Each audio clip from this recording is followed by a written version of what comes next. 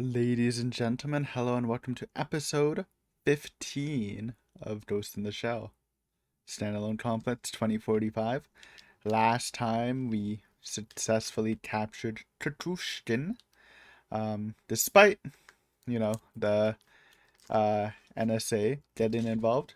Smith trying to send his elite squad, though they did all die, so unlucky for him, I guess. And of course, Purin popped off, one of the more impressive things that happened, um, and matched the post-humans' hacking skills, diverting a potentially horrible disaster since the post-human hacked a passenger jet line, and Purin managed to stop that from crashing. So, honestly, Purin stay winning. Totus is on a vacation right now. We'll see him eventually. I assume after we deal with this post-human. I don't know what's gonna happen now. I assume we're gonna learn what Katushkin knows about the post-humans. Maybe get a bit more lore. Maybe a bit of a more info episode, since the last two episodes have been so action-packed. Yeah, it should be a good time. We got snack reviews. We're going for a double again just because we need certain amount of pace to fit it all in this season. First, we got what the heck? We got a tea, and like just some tea just came out. I guess because it's a powder. It seeped out of the bag onto my desktop. Yeah, hate to see it. But yeah, it's a Ibaraki Sencha with green tea. So Sencha's, I don't know if Sencha's matcha, but it's very similar. So it's a powdery thing, and they're mixing it with green tea. So probably a lot of caffeine, but it's pretty based. We'll read up on that actually. Just wanted to show you the package. Oh, here we go. Time for tea. Ibaraki Sencha with matcha. What? Not with green tea? Excuse me. We partnered up with Nemotoin to bring you this exclusive blend of their matcha and sencha. Okay, maybe it just lost in translation in the packaging. Blending the fullness of matcha powder with the bright and vegetal taste of sencha makes this tea a special treat that moves across the palate. And some instructions. The box came with two, so one for cold brew, one for normal one. Obviously, this is, well, I shouldn't say obvious, but this is hot brew. I'll try cold brew on my own time. Actually, I'll taste a little. So, smells like matcha and sencha.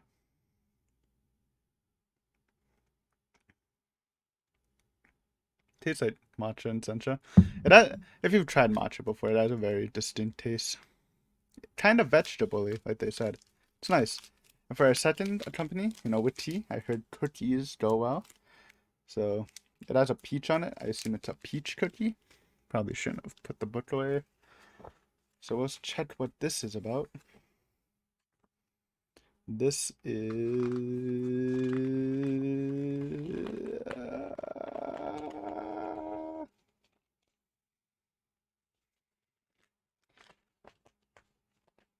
Dude, I'm dreading the natto snap.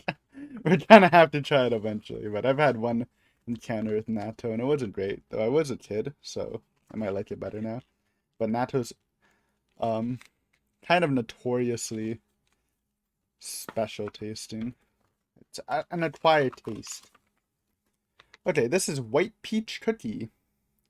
A cookie filled with sweet white peaches grown in Okayama Prefecture, full of aroma and ideal with hot cup of tea. Dude, not pre-read. I just assumed cookie with tea made sense. It's by Hidano, by the way. Dude, I knew it. Let's see how this cookie is. Oh, the packaging's so tough. They're just so weak. Got it. Also, there come two of these are in the box too. It's another double. Looking pretty standard here. Smells peachy with that classic cookie smell. Let me try it.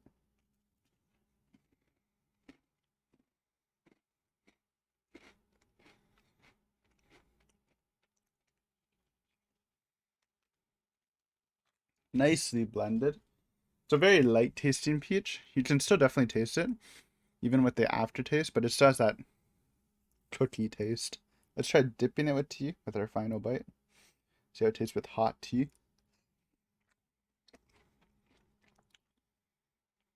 Oh wow. I actually think I liked it better with the hot tea dip. It really made the flavors pop for some reason. Good stuff. Anyways, that was your snack review. Let's get on with the episode. So get your copy of the episode ready. Again, I'm using the Tommy release. Episode 15, my length is 24 minutes and 1 second. And at the end of the episode, we'll talk about it a bit. So let's start in 3, 2, 1, go.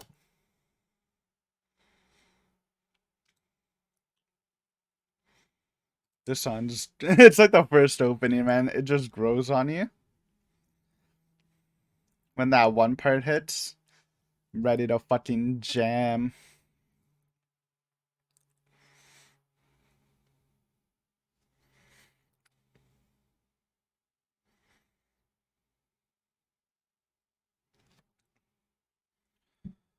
Ba, ba, ba. English is a little hard to understand if you don't see the subs for sure. But it just comes with the territory.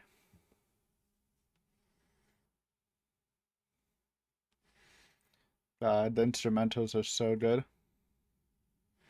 Get ready. Get ready for the sit part.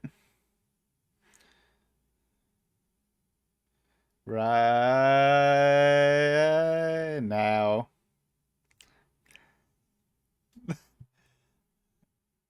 Oh, I love that tiny drop.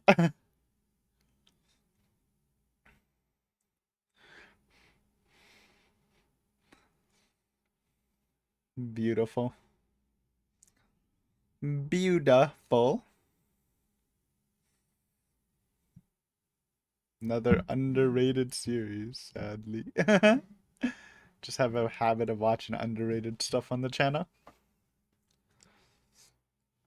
Okay.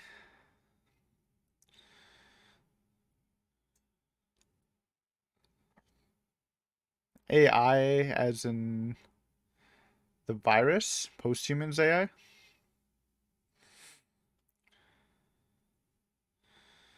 Nobody know. The spy subplot's also happening too.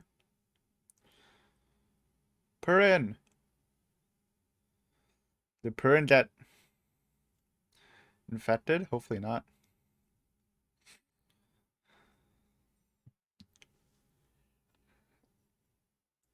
Yeah, this tea just is like matcha to me. Maybe I don't have a refined enough palate. Factor 1A84. Maybe it's like super matcha since it's sencha and matcha combined. Suitcase people.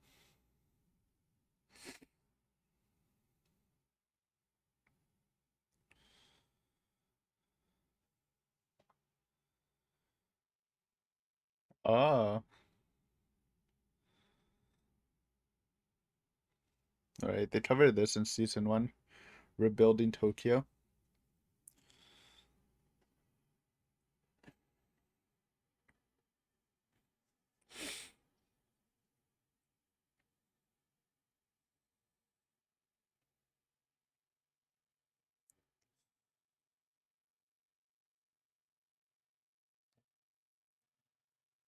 Thought they were friends, man. What the heck, Smith? Oh. What is that? That's just the brain. Or Katushkin.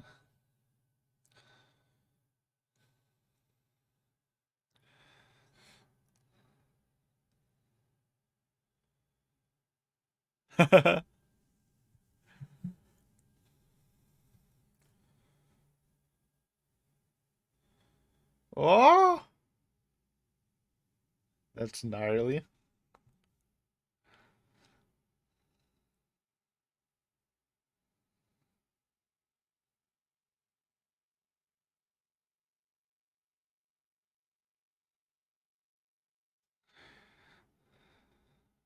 Bro, imagine looking at your own brain.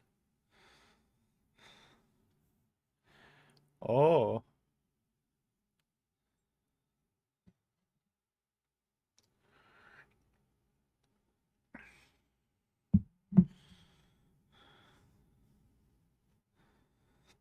Are they implying it was made by America?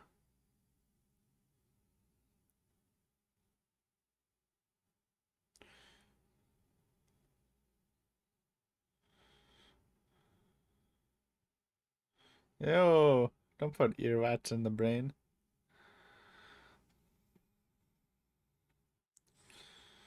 So they created it? Huh. I'll wait for them to confirm stuff.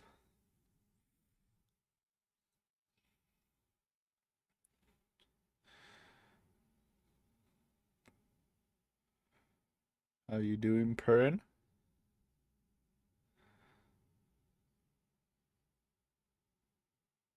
Oh,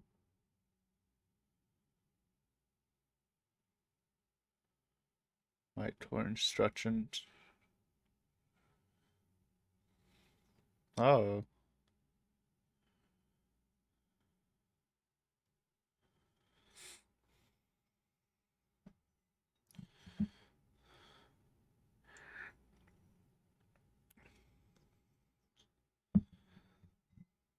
interesting.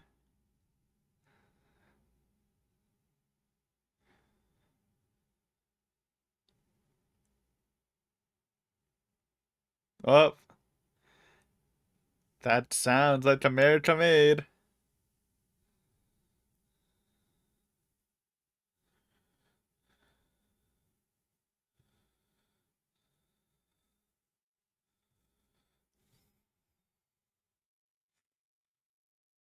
Oh god, the credit wipe.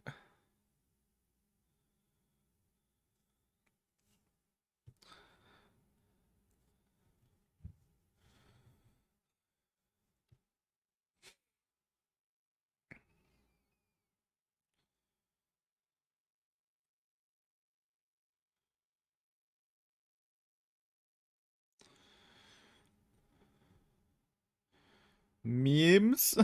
Excuse me? So this isn't post-human, is it? This is just a different thing, right?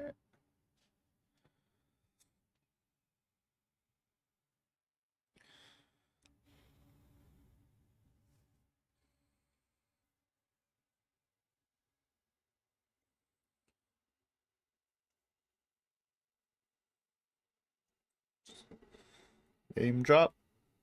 Stand alone.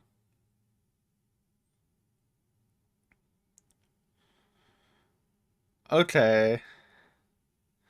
So he's the source of post-humans. That got infected with the memes? What a plot. Okay, I'm putting it together. So it's just a accident. And that's why America really wants to clean up. Classic, honestly.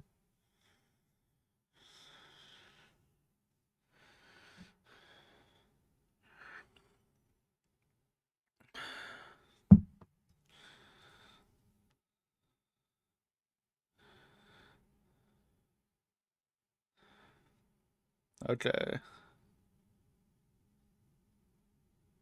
Something bad's happening though?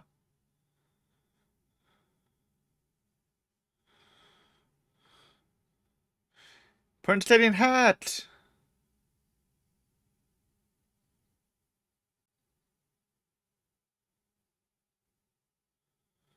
No, Prince can become the ultimate being!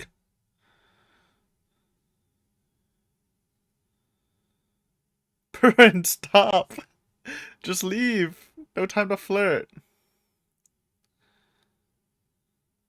What? Jesus. That's weird. What does that mean, dude? Don't call Purin used.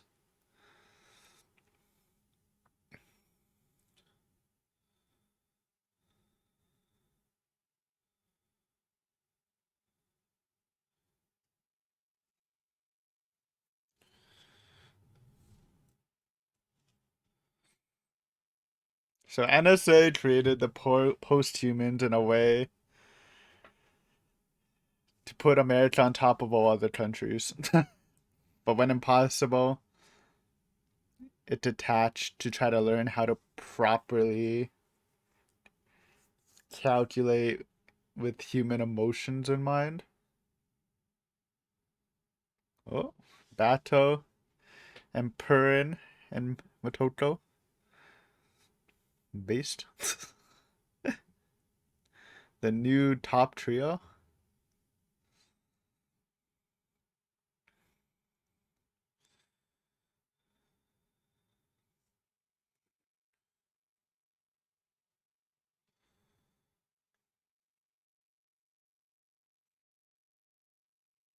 You don't remember? That's Purin's nickname for the robot.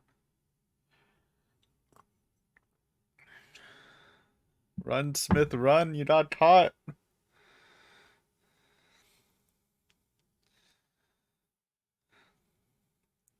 Bye bye, Smithy boy.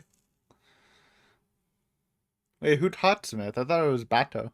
Is it Sato? Pazu! Doing useful stuff. Come on, Boomer, you gotta pick up the slack.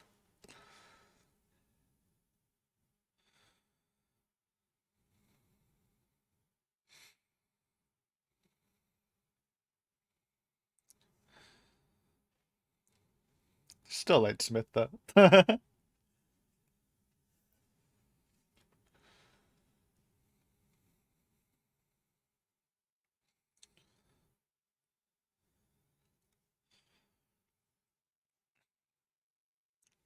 You fucked up, though.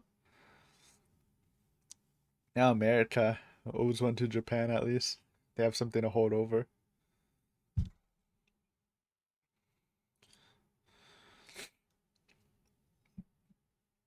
The super AI.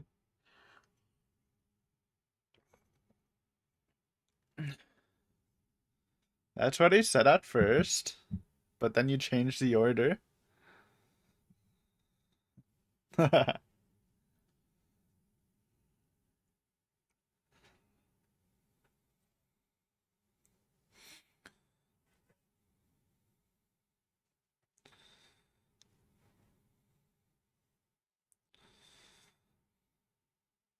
I get what he's saying, to be honest.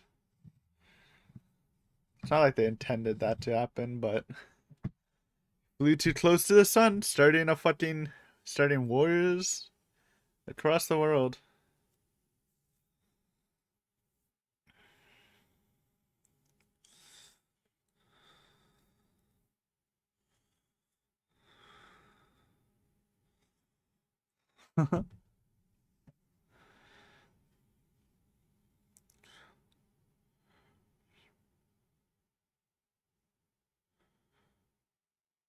Ooh. True. I mean, Bato and the Major were doing some mercenary stuff. I don't know about the Prime Minister. Guess we were talking about Prime Minister.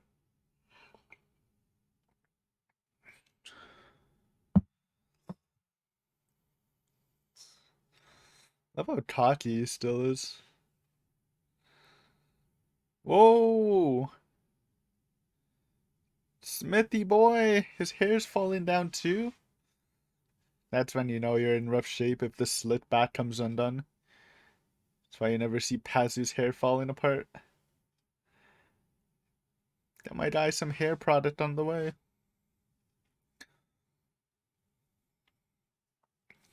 I wonder. Yeah. Who's the rat though? Still don't know who the rat is.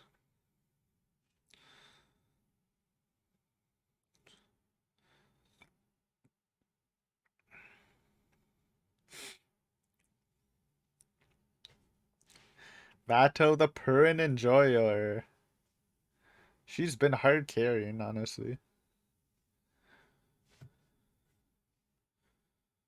Ooh.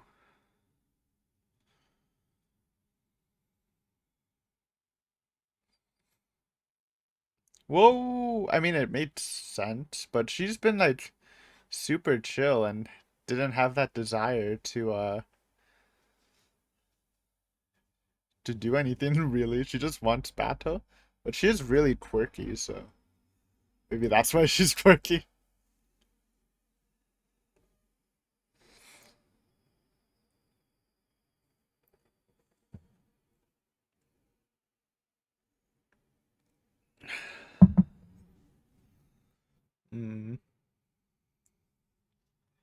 Excellency.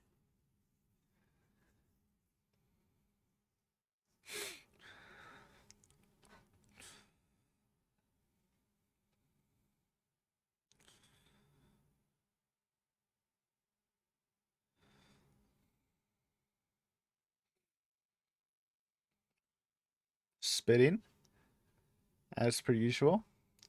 Average Aramaki speech dub.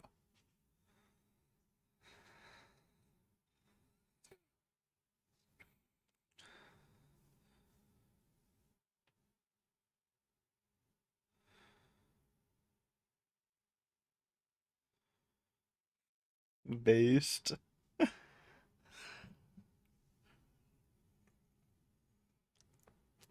Perrin.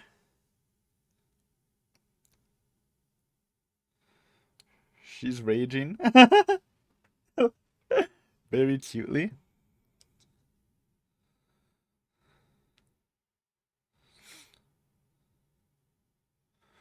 But she hasn't tried anything.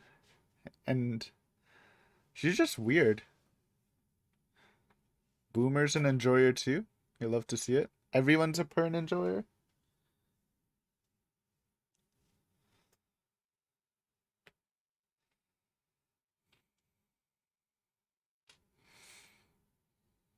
Oof.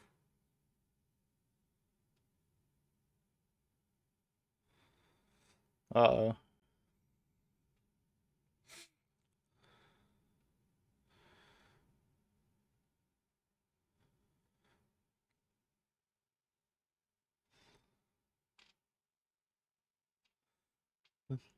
Leave Perrin alone, dude.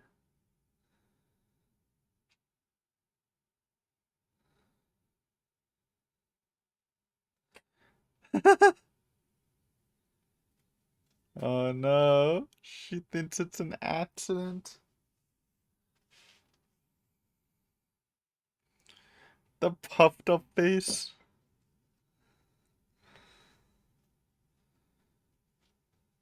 I'm just trying to break out. What if she's just like really smart? But they did kind of imply something when the AI was talking to her. Maybe it's, I don't know. Topium, topium. I'm toping for my girl.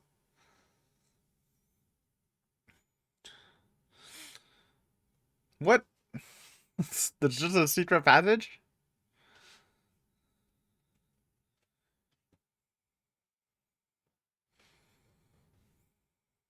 Ooh. Empty threat. Dissolved.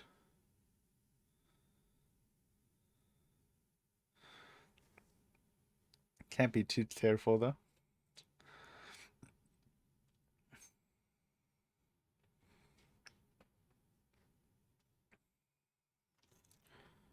Oh, she's checking shit.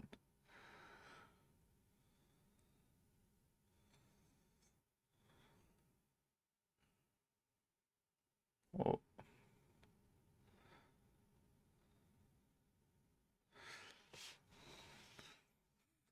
Honestly, outplayed.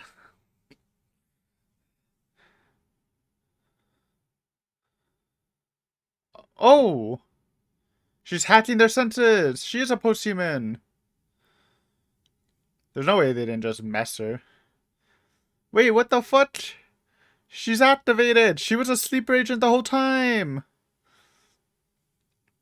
What the fuck? She's about to assassinate our boy.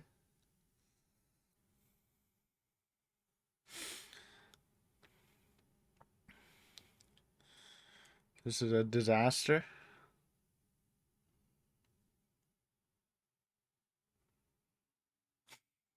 You fucked up, bro.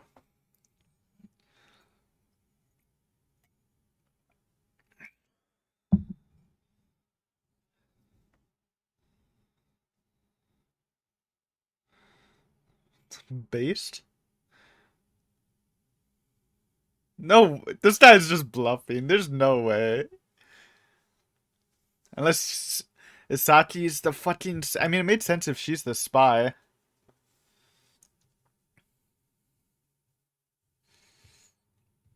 And she has. And that's like a controllable post-human for the states.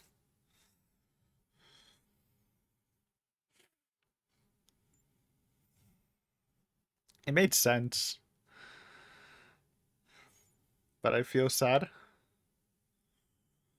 But this is some villain shit. Don't answer that. I don't know if this is the biggest bluff ever. I actually think Pern's an American, like a post-human that's controllable and not just AWOL.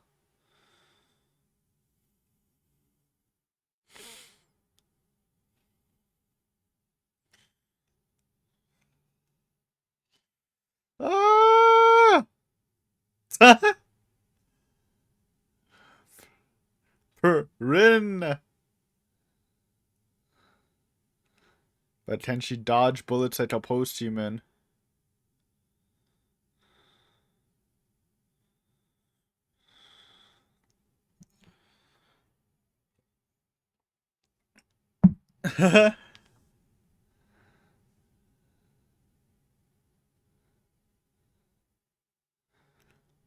Top 10 anime betrayals? We predicted this last episode, but I was just memeing about it.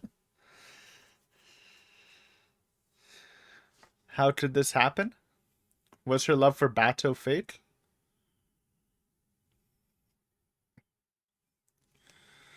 Go autistic! Ah.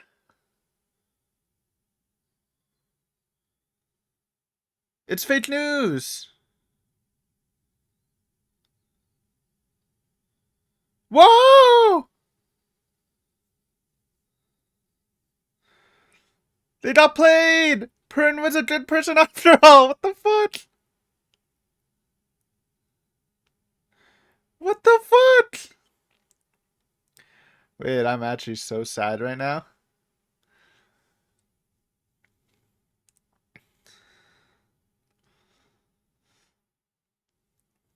Pern's dying on my screen in episode 3? We just killed Pern! My favorite character!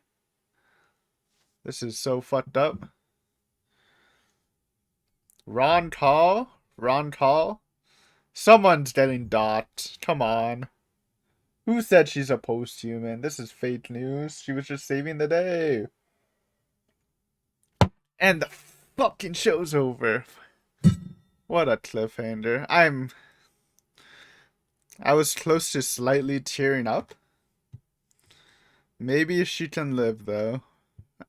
I think that might be a cope. But what the fuck? She must have been I mean, the AI was being very... I don't know, we'll talk about it. Because this sounds a banger. How'd they kill my girl like that, dude? She was literally just saving the day. The rarest Motoko L I've ever seen. The biggest miscalculation ever. Killing one of the most interesting characters. The fact that we're seeing her so much in the ending gives me hope, though, that she's alive. But her alternative outfit just being her engineering outfit is a little scary, too. That's what she got shot in.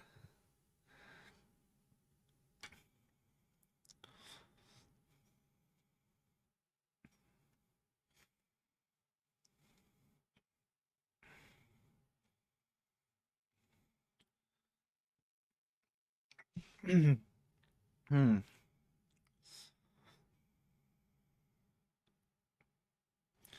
What a world we live in.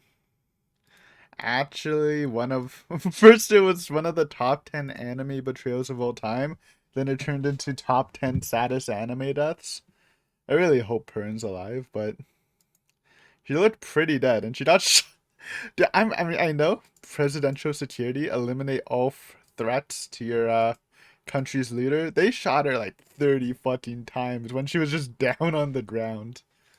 Like, chill, my dude. I know we live in a science society, but like, she she has so much bullet holes in her, man. She was just quirky. I'm like sad and mad at the same time. Honestly, praying for my Duro's survival. Hopefully. But let's go over this episode.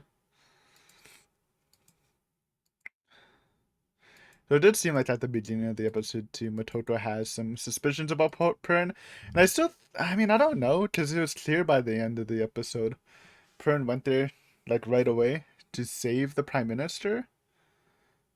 It was a great fake out, by the way, because I totally thought she was a post-human, but I think it was like intense framing, or was she just stealthing so the post-human controlling the security didn't know she was coming?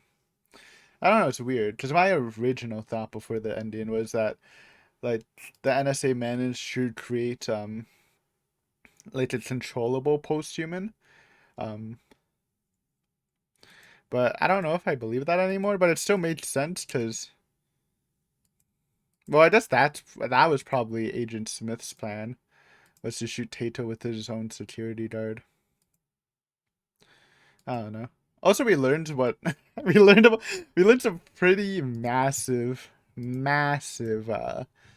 lore here about how post-humans were created. So, if I get this right, America created a super sophisticated AI called something wacky. I just don't remember because it's just letters and numbers.